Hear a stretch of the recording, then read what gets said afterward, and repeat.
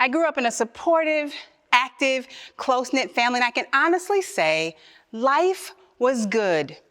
Every day was mostly predictable. Our routines were fairly consistent, and clearly my parents loved children because there's 8 of us. And so as you can imagine, on any given day, life at home was always subject to some not so dramatic incident or some unexpected adventure. My parents were so kind. They were always ready to extend a helping hand to someone in need, and I watched them make decisions guided by their faith. And so in all my childlike wisdom, I thought that the secret formula to living a really good life consisted of being kind, working hard, and praying. And so that was the plan. And so throughout my college years and into adulthood, I lived by the secret formula. And it worked until it didn't. And so as the years progressed and my adult responsibilities began to increase with both career and family, the secret formula that I watched my parents live by, it no longer worked for me. Somehow, being kind, working hard, and praying, a lot of praying, I felt as though it backfired. And I found myself living in survival mode. I was dying on the inside. And I thought my entire world would come crashing down. The funny thing is, life is going to get messy.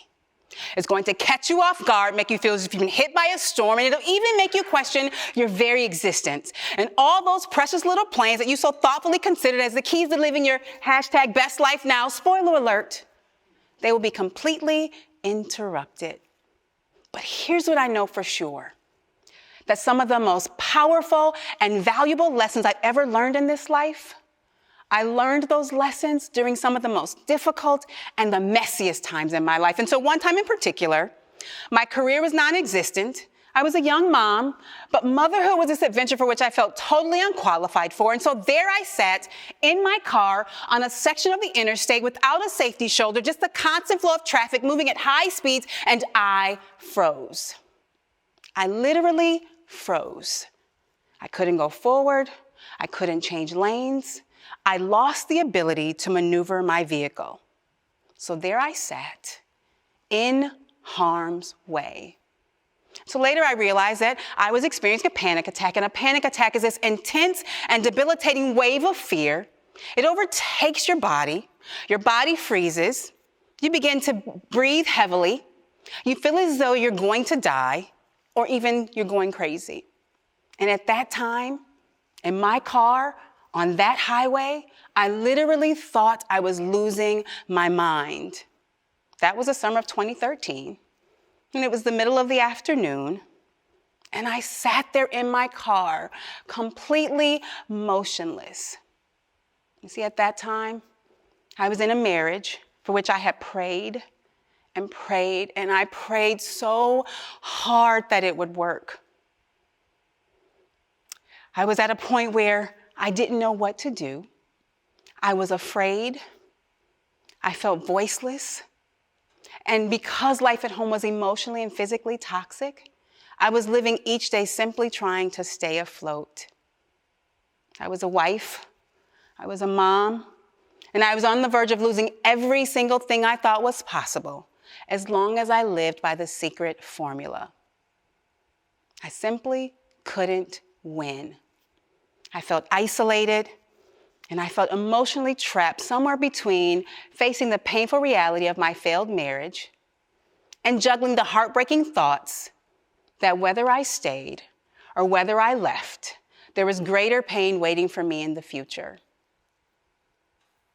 And so I really didn't know what to do, but I do know that every single second of that life-altering panic attack, it was a metaphor describing the conditions of my daily life. I had reached my breaking point, and everything about this life had taken its toll. So there I was, facing the heart-wrenching, overwhelming process of divorce. I was clueless toward the future. I was facing life as a single parent, and I had absolutely no idea where to begin. I had lost my way.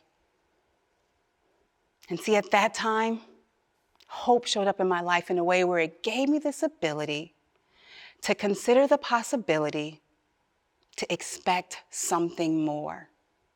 Because in spite of the chaos that was around me and the immense pain that filled every ounce of my being, there was this tiny sliver of hope. This childlike curiosity that made me think, what if there's more?